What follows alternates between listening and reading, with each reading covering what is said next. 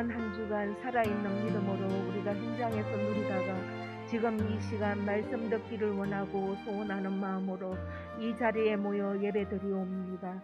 아버지 하나님, 이 시간 성령으로 충만케 하시고 말씀이 언약이 성취되는 귀한 자리가 되어줄 수 있도록 주님께서 축복하시고 인도하여 주시옵소서.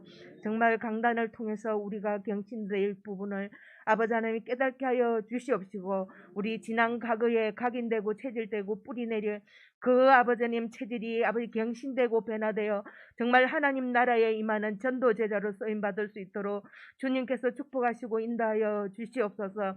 아버지 하나님, 강단에 세우실 우리 이창호 목사님에게 성령으로 충만케 하시고 아버지 하나님 오력을 만배나 더하여 주시어서 가는 현장마다 아버지 하나님의 제자가 세워지고 아버지 하나님 가는 현장마다 하나님 나라가 임할 수 있도록 주님께서 축복하시고 인도하여 주시옵소서. 아버지 하나님, 우리는 아버지 하나님 어디에 가든지 먼저 말씀을 붙잡고 승리하는 귀한 삶들이 되어줄 수 있도록 주님께서 역사하여 주시옵소서. 아버지 하나님, 오늘 강단을 말씀을 통해 내 이웃을 사랑하라, 아버지 하나님 아가페 사랑을 말씀하셨습니다. 우리가 아버지 하나님 먼저 아버지 하나님을 실천하고 아버지 하나님 사랑을 느끼며 감사하는 생활이 되어줄 수 있도록 주님께서 축복하여 주시옵소서. 아버지 하나님, 이 지역에 아버지 하나님 죽어가는 영혼들, 아버지 하나님 저들을 생명 살리는 운동에 각자가 아버지 하나님 개인 현장에서 아버지 하나님 쓰임받을 수 있도록 주님께서 역사하시고 인도하여 주시옵소서. 아버지 하나님, 오직 예수가 그리스도인 사실을 깨닫게 하여 주시옵시고 우리가 아버지 하나님 십자가의 사랑을 복음을 가지고 현장에서 누릴 수 있도록 주님께서 역사하여 주시옵소서. 우리의 아버지 하나님 생각과 체질이 아니라 오직 하나님이 원하는 계획대로 하나님이 원하는 말씀을 따라갈 수 있는 귀한 믿음의 자녀들 되어줄 수 있도록 주님께서 축복하시고 인도하여 주시옵소서. 오늘 하루도 아버지 하나님 우리가 은혜 받는 시간 되게 하여 주시옵시고 강단의 말씀을 붙잡고 아버지 하나님 실천하고 성취되는 귀한 자리가 되어줄 수 있도록 주님께서 인도하여 주시옵소서. 지금도 살아서 역사하시고 인도하시는 우리 주 예수 그리스도 이름으로 기도드리옵나이다. 오늘 은혜 받고 승리할 하나님의 말씀입니다. 마태복음 22장 34절로 40절입니다. 예수께서 사두개인들로 대답할 수 없게 하셨다 함을 바리새인들이 듣고 모였는데 그 중에 한 율법사가 예수를 시험하여 묻되 선생님, 율법 중에서 어느 계명이 크니이까? 예수께서 이르시되 내 마음을 다하고, 마음이라는 것은 생각의 중심을 마음이라고 합니다. 목숨을 다하고, 목숨은 여러분 존재의 중심이 목숨이 됩니다. 뜻을 다하여, 뜻은 지식, 깨달음의 중심이 이제 뜻이 되는 겁니다. 너의 하나님을 사랑하라 하셨으니 이것이 크고 첫째 되는 계명이요, 하나님 사랑을 이야기했죠. 둘째도 그와 같으니 내 이웃을 너 자신같이 사랑하라 하셨으니 이 두 계명이 온 율법과 선지자의 강령이니라. 오늘 본 예배 때 제목은 아가페 공동체였습니다. 그럼 아가페 공동체가 어떻게 형성이 되어지느냐? 아가페 사랑의 기반 위에 세워진 교회, 이 교회가 아가페 공동체를 형성해서 그 사랑, 아가페 사랑을 전달하는 그러한 본질적 사명을 감당하는 것이 우리 드림교회의 정체성, 우리 모두의 정체성인 줄 믿습니다. 그래서 오늘 말씀의 제목을 또 새롭게 하나 잡아본다면 그냥 단순하게 아가페 사랑입니다. 이 아가페 사랑, 내가 예수님을, 하나님을 이렇게 아가페적으로 사랑한다, 이 의미도 되겠지만 그 이전에 하나님이 도대체 당신을, 우리를, 나를, 이 교회를 얼마만큼 사랑하고 있는지, 이 아가페 사랑을 가지고 말씀을 나눠보도록 하겠습니다. 하나님이 우리를 과연 어떻게 보실까? 오늘 말씀을 쫙 묵상했더니 하나님이 우리를 어떻게 보시느냐? 다 주셨다라고 말씀이 선포되었습니다. 하나님이 우리들에게 다 주셨다. 그럼 도대체 뭘 그렇게 주셨는가? 그러면 이 다 주신, 다 받은 나를 우리 하나님은 어떻게 보고 계시는가? 이거를 성경 몇 구절을 통해서 우리가 마음에 담기를 원합니다. 고린도후서 5장 17절이죠. 오늘 말씀에서도 나온 성경 구절입니다. 고린도후서 5장 17절, 우리는 새로운 피조물이다. 핵심적인 건 이겁니다. 이전 것은 지나갔다. 우리는 새로운 피조물이다. 바로 존귀한 존재이다. 우리는 하나님이 우리를 어떻게 보시느냐? 존귀하게 본다는 겁니다. 우리가 하나님을 존귀하게 보는 건데 하나님이 우리를 존귀한 존재로 보고 계신다. 이름하여 재창조된 존재다. 이런 의미가 됩니다. 우리가 창조된 존재를 창세기 1장 27절 28절 이렇게 보게 되죠. 십자가 메시지에도 기록되어 있는 겁니다. 그런데 우리는 고린도후서 5장 17절은 재창조된 존재, 존귀한 존재이다 라고 말씀하고 있죠. 구약에 가면 이사야 43장 4절이 있어요. 여기는 어떤 존재냐? 보배롭고 존귀한 존재다라고 이야기합니다.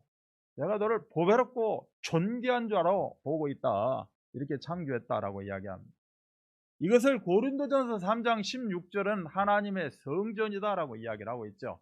왜 하나님의 성전이야? 하나님의 영이 나와 함께 한다는 겁니다. 그래서 우리가 성전이에요.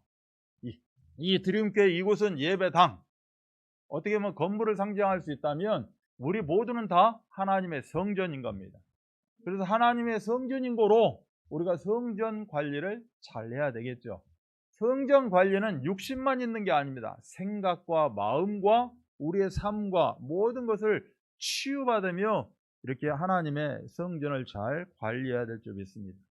하나님의 성전이다 보니까 네 번째 베드로전서 2장 9절에는 왕 같은 제사장이다라고 이야기합니다. 하나님의 성전을 어떻게 우리가 안에서 어떠한 역할을 감당하느냐? 왕 같은 제사장 역할을 감당한다. 이렇게 하나님은 우리를 보고 계신다라고 이야기합니다. 다섯 번째 보니까 빌립보서 3장 1절로 21절에 우리는 영원한 존재로 보고 계신다는 겁니다. 단순히 2021년, 70여 80년만 사는 그런 한계 있는 존재가 아니라 무한한 존재, 영원한 하늘나라 배경을 가지고 있는 영원한 존재로 우리를 보고 계신다. 이 다섯 가지가 함축돼서 우리의 생각 속에, 마음 속에, 우리의 중심 속에, 우리의 영혼 속에 잠재하고 있다는 겁니다. 여러분, 혹시 지금 나는 없는 것 같은데요, 영접하는 자, 그 이름을 믿는 자들에게는 하나님 자녀가 되는 권세를 주셨다는 겁니다. 이 권세 안에 지금 다섯 가지 성경 구절 이야기한 내용이 다 함축돼서 들어가 있다는 거예요. 그러면 내 안에도 분명히 있는 겁니다. 근데 왜 모르죠? 잠자고 있는 거죠. 잠자고 있다 그래서 잠재력이라고 합니다. 아직 나타나지는 않았는데 내 안에 있는 거예요. 그래서 세상에서는 이 잠재력을 막 뽑아내가지고 이 잠재력을 살리자, 이 잠재력을 가지고 공부하고 이 잠재력을 가지고 이 잠재력은 무한한 거 아니겠느냐라고 계속해서 세상은 이야기합니다. 그런데 우리 하나님은 잠재력을 살리기 전에 잠재력을 치유해라 라고 이야기를 하고 있는 거예요. 이 함축된 것이 바깥으로 나타나기 위해서는 어떻게 해야 된다? 치유받아야 된다는 겁니다. 무엇을 치유를 받습니까?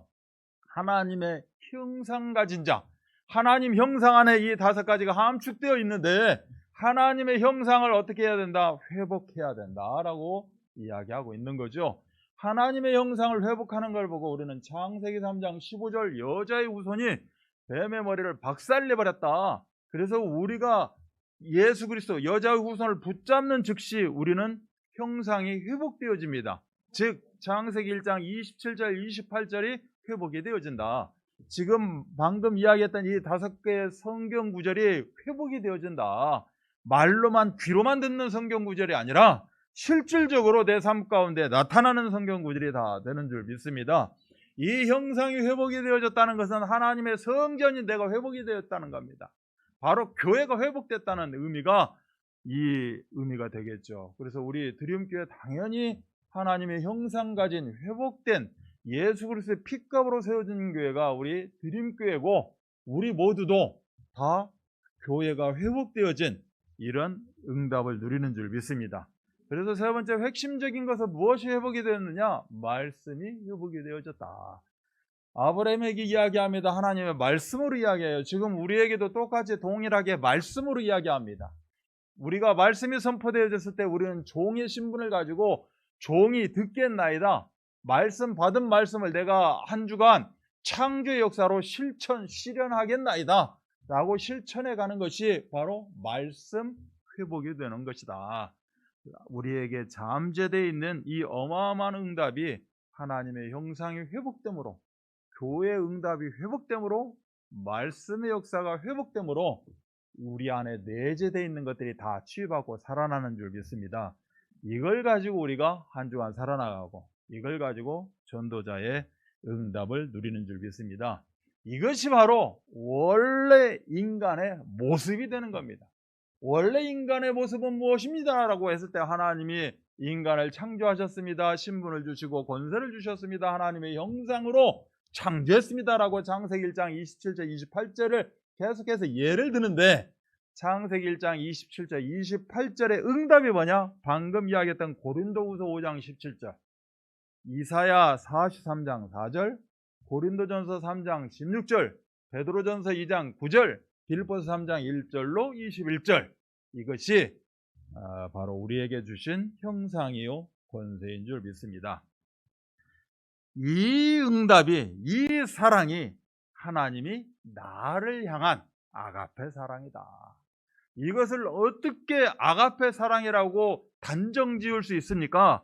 이 사랑이 내 안에 들어오고, 이 사랑이 내 안에 녹아지고, 이 사랑으로 내가 참으로 힘차게 살아갈 수 있도록 예수가 그리스도 되셔서 십자가에서 모든 물과 피를 쏟아내는 십자가의 죽으심이 있었다는 겁니다.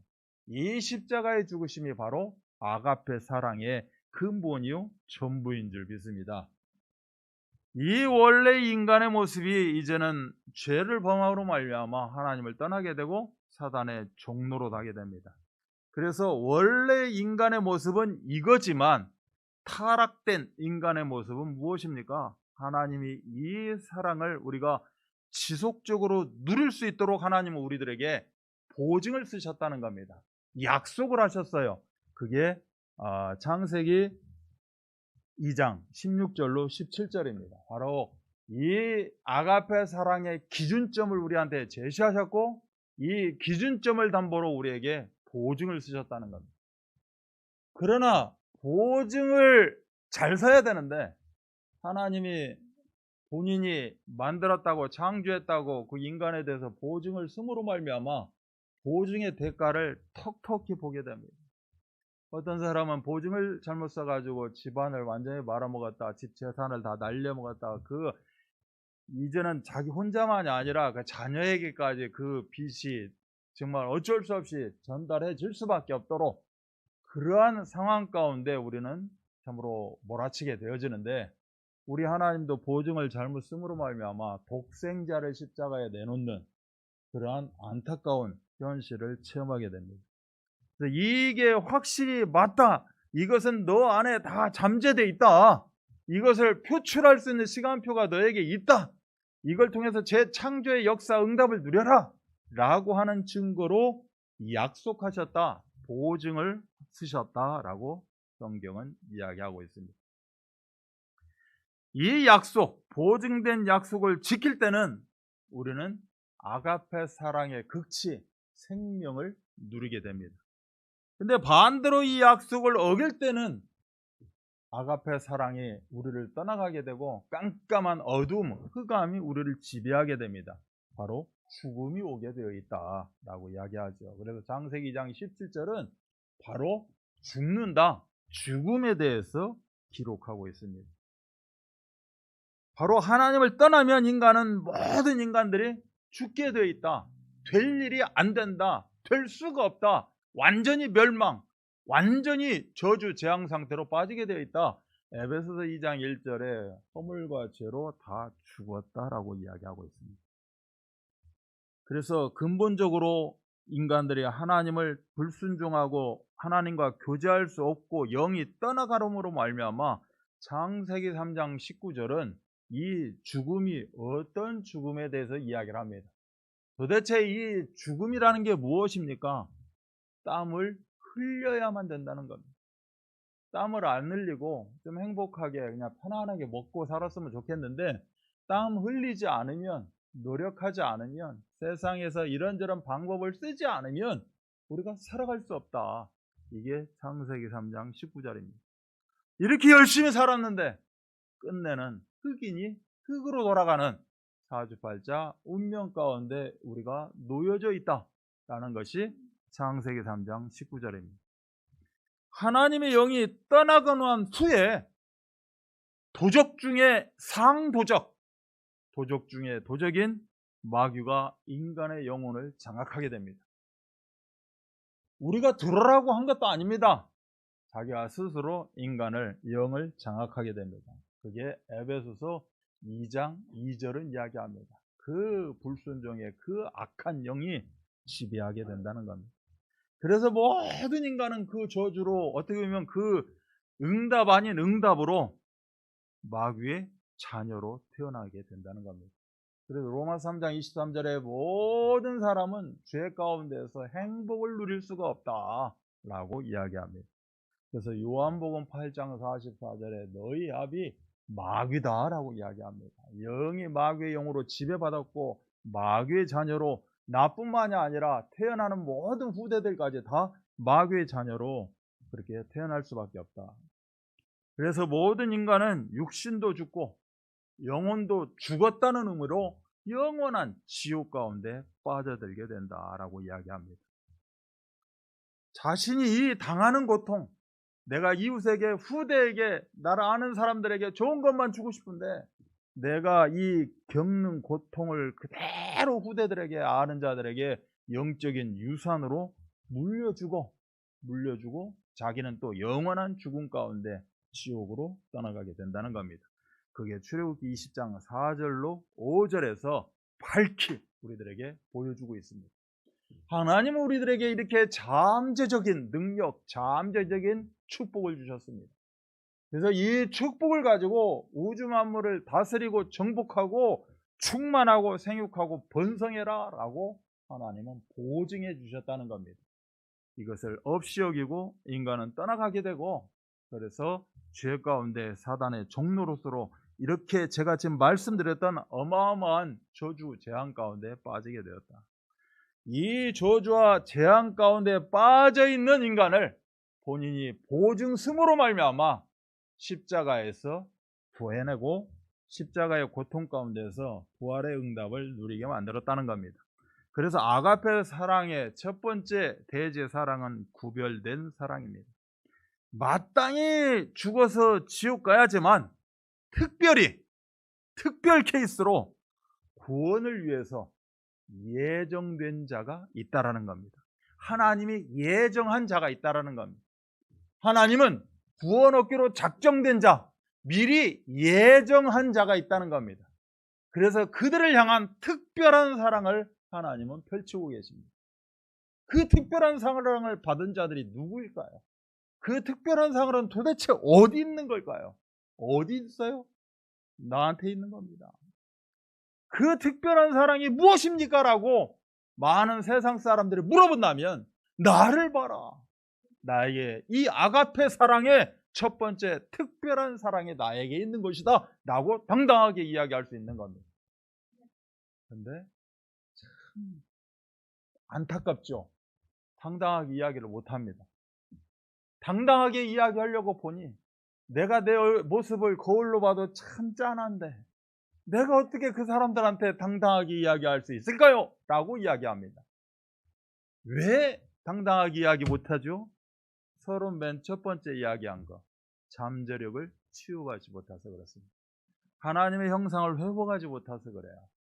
교회를 회복하지 못하고 내가 이 정말 멋지고 아름다운 위대한 교회, 복음 가진 교회를 다니고 있으면서도 불구하고, 신앙생활을 하고 있음에도 불구하고 당당히 예언교라고 이야기를 못합니다.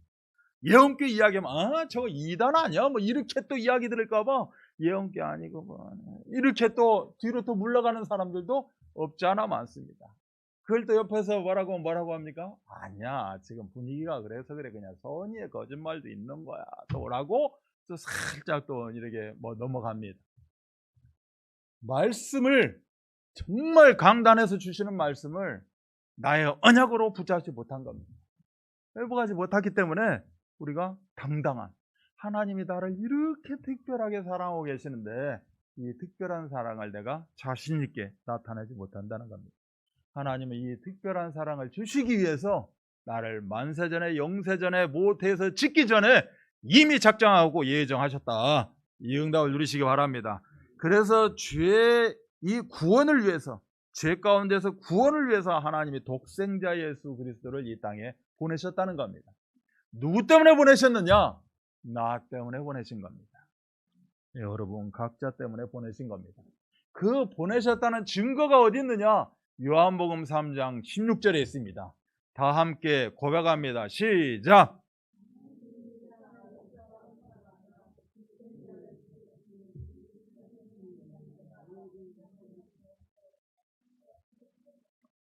자, 지금 우물쭈물하고 말씀 고백 못하신 분들은 이번 한 주간 동안에 요한복음 3장 16절을 기록도 해보시고 머리에 담으시기 바랍니다.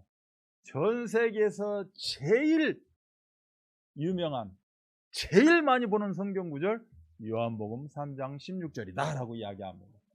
하나님이 세상을 이처럼 사랑하사 독생자를 주셨으니 누구든지 예수 믿으면 멸망하지 않고 영생을 얻으리로다.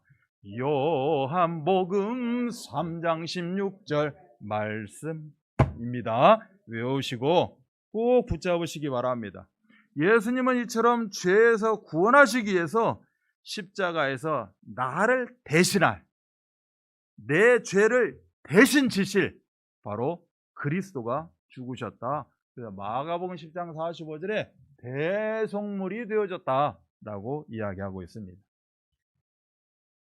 나의 그 죽은 영혼을 다시 살리기 위해서 예수님이 십자가에서 대속만 하신 것이 아니라 그 증거로, 증표로 부활하셨다라고 지난주에 살아있는 믿음에 대해서 우리가 말씀을 받았습니다. 그렇다면 이 예수님이 지금 어디 계시느냐? 바로 하늘 보좌에 계신다라고 말씀하고 있죠. 하늘 보좌에 계시면서 지금 동시에 성령으로 우리 안에 들어와 계신다라고 말씀합니다. 그 증거로 성경 요한복음 14장 16, 17절에 마가복음 고린도전서 3장 16절 바로 성령이 나와 함께함으로 말미암아 내가 하나님의 성전이 되어진 겁니다. 하나님의 영이 나와 함께하고 있지만 그 영은 유일성이지만 다양성으로 모든 믿는 자에게 영접된 자들에게 다 동시다발적으로 함께 역사하고 계신다. 그래서 하늘 보좌에서 우리를 위해서 지키시고 우리를 함께 하시고 똑같이 현장 가운데 우리 보좌에 계신 우리 예수님이 역사하시는 줄 믿습니다. 그래서 우리를 구원하신 이 사랑을 우리가 다른 말로 뭐라고 하느냐? 하나님의 은혜다라고 이야기합니다. 그래서 하나님의 이 아가페 사랑, 특별한 사랑은 하나님의 은혜다. 그래서 이 특별한 사랑을 하나님은 선물로 주고 계신다라고 이야기합니다. 그래서 에베소 2장 8절에 선물이다. 선물이기 때문에 마음껏 받고 마음껏 즐거워하고 기뻐해라 라고 성경은 분명히 이야기하고 있는 것입니다. 이 아가페 사랑, 우리에게 이 어마어마한 응답을 다 주셨는데 우리가 놓쳤고 이제는 예수 그리스도의 구별된 사랑, 특별한 사랑으로 말미암아 우리가 다 회복이 되어진 줄 믿습니다. 그래서 하나님 사랑에 도대체 어떤 의미가 있느냐라고 오늘 2부 강단에서 우리들에게 몇 가지로 요약해서 주신 게 있습니다. 이 하나님의 사랑, 즉 아가페는 무엇이냐? 쉐마의 본질이다라고 말씀하시면서 무슨 이야기를 했느냐? 뜻이 무엇인지를 깨달아야 된다라고 이야기합니다. 하나님 성경에서 우리들에게 주시고자 하는 지식, 지혜가 무엇인지를 우리가 정확히 깨달아야 된다라고 이야기를 하고 있죠. 근데 정확히 깨달으려고 보니까 이거는 말도 어떻게 이어지는 것 같지도 않고 옛날 말인 것 같고 막 복잡하다 보니까 강단이라는 뜻을 허락하셨고 강단을 통해서 우리가 알아듣기 쉽게 내가 말씀 붙잡을 수 있도록 그렇게 우리들에게 선포해 주셨다. 그래서 강단에서 우리가 같이 이렇게 뜻과 계획을 가지고 한번 움직입시다 라고 말씀의 입각에서 우리들에게 주시고 계십니다. 그것을 나의 뜻으로 깨닫는 것, 이것이 하나님의 뜻과 계획이다. 오늘 말씀에서 그 뜻이라는 단어가, 글씨가 바로 이 의미가 되어진다. 그래서 이 뜻을 가지고 하나님이 원하시고 기뻐하시는 그런 방향으로 나아가랍니다. 내가 똑같이 뛰어가지는 못해도, 내가 날아가지는 못해도 그 뜻과 계획을 가지고, 그래요, 이 방향을 놓고 나도 기도하자, 이 방향을 놓고 마음을 쏟자, 이 방향을 놓고 내가 설령 가진 게 여러 가지 없다 할지라도 내가 이 방향을 놓고 함께하고 있다면, 적은 거라도 함께하고 있다면 그 두렵던 속에 하나님의 큰 역사가 있는 줄 믿습니다. 그래서 어떻게 보면 우리가 신앙생활은 의미 부여다라고, 이 말이 뭐 정확히 맞는 말이라고 이야기할 수도 없지만 의미 부여입니다. 하나님의 뜻과 계획을 내가 받아서 그것을 나를 통해서 나가게 만드는 거죠. 이게 이제 제가 여러분에게 지금 이야기하는 의미 부여입니다. 내가 지금 말하고 있는 거, 내가 행동하고 있는 거, 내가 일주일 살아가는 거, 이게 어떤 의미인 줄 아냐? 이 의미다. 하나님의 뜻을 깨닫고 하나님의 그 방향, 기뻐하시는 방향으로 내가 한 주간 살아가겠다. 이것 때문에 내가 밥도 먹는 거고 사람도 만나는 거고 내가 산업 현장에 가는 것이고, 이게 바로 나의 전도자의 신앙생활이다. 이러한 의미를 딱 집어넣어 놓고 우리가 살아가면 될 줄로 믿습니다. 이 하나님의 사랑은 무엇입니까? 하나님이 지금도 이 순간에도, 지금 이 순간 하나님의 사랑이 나와 함께하고 계신다.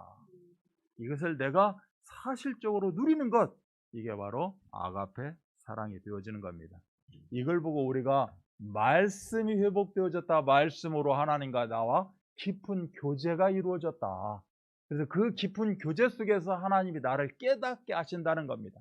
내가 뭔가를 열심히 하는 것이 아니라고, 진정한 신앙생활의 참 의미는 되어지는 것, 깨달아지는 것, 하나님 응답하시는 것, 이게 진정한 신앙생활입니다. 그런데 이제 우리가 이 오랜 세월 우리나라 이 선조들의 신앙생활을 뭐냐? 열심히 해야 된다라고 이야기를 합니다. 열심히 헌금해야 되고, 열심히 예배 나와야 되고, 열심히 최선을 다해서 정말 무릎으로 계단을 올라가고 막 나를 학대해서라도 신앙생활을 해야 된다. 이제 이렇게 이야기를 하지만 이거는 오해다. 되어지는 것, 걸어가게 하시는 것, 응답받게 하시는 것, 말씀이 들려지게 하시는 것, 이렇게 되어지는 그런 응답들을 누리시기 바랍니다. 이걸 보고 깊은 영적 교제를 통해서 이루어지는 것이다 라고 말씀하고 있습니다. 이처럼 아가페 사랑은 바로 구별된 사랑, 하나님의 사랑인 줄 믿습니다. 이 아가페 사랑은 그 다음에 우리에게 무슨 사랑이라고 이야기했느냐? 이웃사랑이다 라고 말씀 주셨습니다. 그럼 이 이웃사랑을 다른 말로 우리가 붙잡아보면 사랑의 전파자가 됩니다. 그 아가페 사랑은 구별된 사랑입니다. 많은 성도들이 있지만 하나님은 나와 구별된 사랑을 주고 계십니다. 일반적인 사랑을 주고 계시는 것 같은데 나에게 특별한 사랑을 허락하신다는 겁니다. 모든 사람이 다 비스무리하게 생겼는지 모르지만 하나님은 나에게 내가 너를 구별했다 라고 성도라고 하고 있고, 그 구별된 사랑을 주고 계시는 겁니다. 그래서 이 구별된 사랑을 내가 누리게 되어지면 이웃사랑을 펼치게 된다. 즉 사랑의 전파자가 되어진다 라는 겁니다. 사랑의 전파자가 되어져서 내가 그 이웃에게 무엇을 주게 됩니까? 당연히 이웃사랑이니까 사랑을 주겠죠 라고 하지만 실질적으로 생명을 주게 됩니다. 나는 사랑의 전파자가 되어져서 그리스도의 생명을 그 이웃에게 주는 것, 이걸 보고 이웃사랑이다 라고 이야기합니다. 이 생명이 나에게 있기 때문에 그 이웃에게 줄 수 있는 겁니다. 이웃을 어떻게 사랑하느냐? 네가 네 자신을 사랑하는 것 같이 이웃을 사랑해라. 너에게 생명이 있지 않느냐? 그 있는 생명을 주어라 라고 이야기하고 있습니다. 그래서 여러분들은 다 누구다? 사랑의 전파자입니다. 사랑의 전파자 핵심이 오늘 말씀 속에서 어느 성경에 나왔냐? 레위기 18장 19절을 이야기해 주셨습니다. 레위기 18장 19절 또 읽어 주셨어요? 레위기 18장 19절의 핵심이 뭐다? 이웃사랑을 이야기하고 있습니다. 이웃사랑을 하는데 어떻게 합니까? 우리의 방향이 이웃사랑을 향해서 나아가고 있다는 겁니다. 이게 사랑의 전파자다라고 이야기합니다. 하나님을 사랑하고 당연히 하나님의 구별된 사랑을 내가 체험하고 하나님의 구별된 사랑을 체험하고 나니 내가 아가페 사랑, 하나님을 이렇게 사랑해야 되는 거구나 라는 것을 우리는 깨닫게 됩니다. 그 아가페 사랑이 구체적으로 나타나는 걸 보고 우리는 사랑의 전파자, 이웃사랑이다 라고 이야기하는 거죠. 그래서 이웃사랑이 없으면 사실은 내가 하나님을 향해서 사랑을 안고 있다는 겁니다. 즉 하나님의 일방적인 짝사랑일 밖에 없다라는 거죠. 짝사랑으로 사랑을 하고 있는 겁니다. 그래서 그 사랑만 엄청나는 받아들이고 실질적으로 그 사랑을 나타내 보이질 않는 겁니다. 이름하여 짝사랑이 되어집니다. 정말 믿음이 좋은 사람은 이웃사랑을 해라 하지 마라 해도 사랑의 전파자가 되어지게 됩니다. 요한일서 4장 20절로 21절에 보면 하나님 사랑하는 자는 형제를 사랑할지니라 라고 마지막 절에 이렇게 우리들에게 보여주고 있습니다. 이 하나님의 최고 사랑은 바로 십자가 사랑입니다. 독생자 예수를 나 때문에, 이 현장 때문에 내어놓으셨다는 겁니다. 그렇다면 이 이웃사랑의 최고는 무엇일까? 바로 나도 똑같이 십자가에서 이웃 때문에 죽는 게 아니라 십자가 복음입니다. 이 십자가 복음이 얼마만큼 위대하느냐? 고린도전서 1장 18절은 이 십자가 복음은 하나님의 능력이다라고 분명히 기록되어 있습니다. 우리가 이 십자가 메시지를 기록된 거 뭐 이렇게 힘들게 그냥 짜잘하게 보이지도 않는데 라고 생각하면 아무 허무맹랑한 것이고, 이 십자가 복음은 위대한 거야. 이 십자가 복음 하나만 있어도 하나님의 모든 것을 내가 가질 수가 있어. 내 안에 잠재되어 있는 것을 내가 나타낼 수 있어 라고 하게 되면, 믿게 되고 방향을 설정하게 되면 우리는 하나님의 능력이 나를 통해서 나타나게 되어 있다 라고 성경은 이야기합니다. 예수가 그리스도로 인생 모든 문제 해결자라는 이 영적인 답을 주는 걸 보고 사랑의 전파자가 해야 될 일이다. 이게 이웃사랑이라는 겁니다. 자, 예수가 그리스도 인생 모든 문제 해결자라는 영적인 답, 무엇을 주면 좋겠습니까? 라고 했을 때 골로새서 2장 2절로 3절을 이야기합니다. 하나님의 모든 지혜, 하나님의 모든 보화가 그리스도 복음, 십자가 복음 안에 다 담겨져 있다. 이 십자가 복음을 내가 누렸으니 이제는 이웃에게 전파하는 그런 전도자의 응답을 누려라 라고 이야기합니다. 그래서 이웃사랑의 최고가 무엇이겠습니까? 바로 복음을 전파하는 것. 이것이 이웃사랑의 최고입니다. 내가 하나님을 사랑한다. 하나님 감사합니다. 정말 받은 은혜 주신 거 24 감사합니다 라고 고백했다면 우리는 무엇으로 나타나야 되냐? 이웃사랑으로 나타나야 됩니다. 복음 전파로 나타나야 됩니다.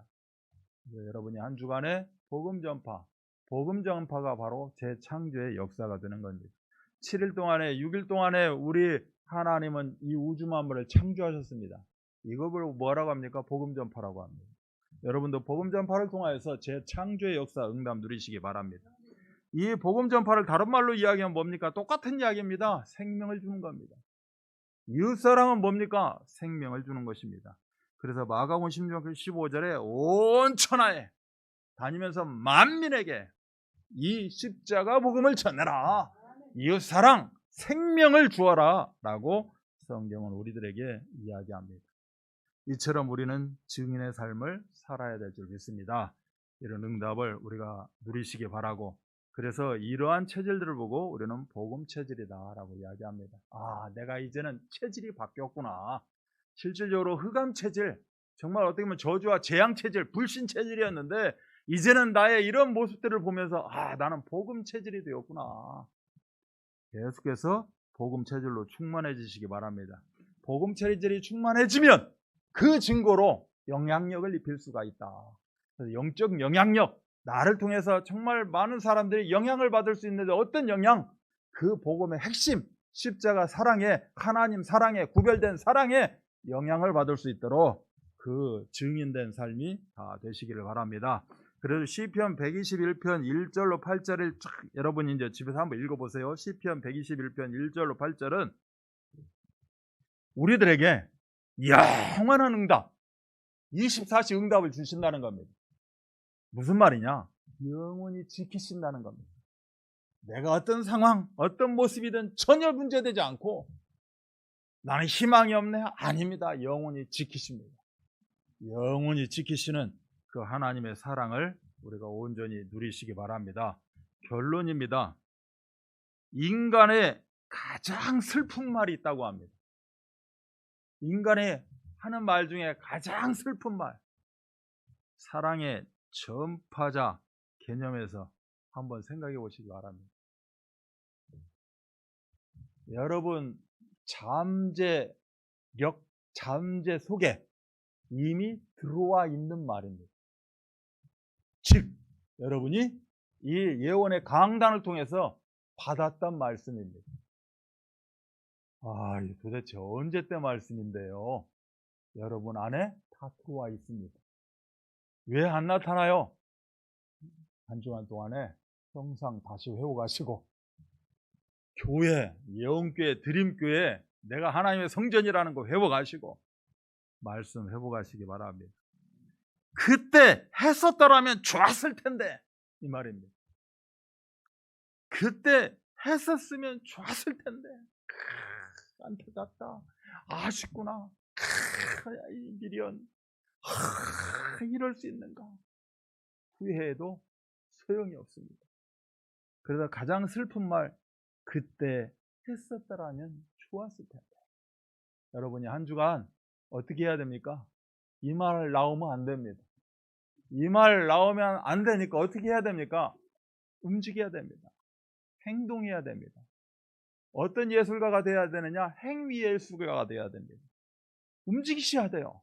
그래야 그때 했었으면 좋았을 텐데라는 말은 안 나옵니다.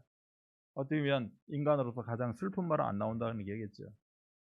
하나님을 이웃에게 증거하면 우리 하나님은 그때 했었으면 좋았을 텐데 이거 반대, 응답.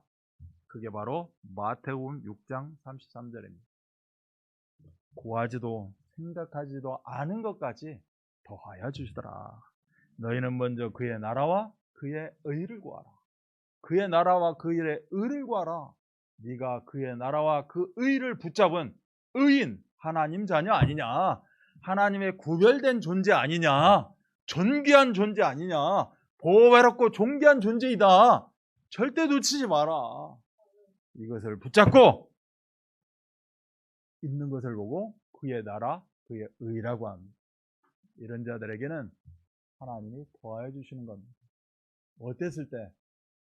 그때 했으면 좋았을 텐데. 이게 아니고 나가면 됩니다. 전화 한 통하면 됩니다. 그 사람을 놓고 내가 생각 속에 집어넣으면 됩니다. 내 마음 속에 붙잡으면 됩니다. 그러면 우리 하나님이 하게 만드실 줄 믿습니다. 마태복음 6장 33절을 붙잡고 이제는 결코 후회나 미련에 남지 말고 오직 전도자의 삶을 다 사시기를 주 예수 그리스도의 이름 받들어 축원합니다. 하나님 아버지 감사합니다. 저희들에게 아가페 공동체라는 언약을 주셨습니다. 아가페 공동체가 어떻게 형성이 되어집니까?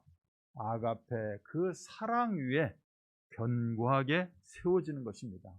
바로 우리 드림교회가 우리 각자가 아가페 사랑 위에 세워져 있는, 그래서 우리가 서로 원리스를 이루며 아가페 공동체를 형성하게 됩니다.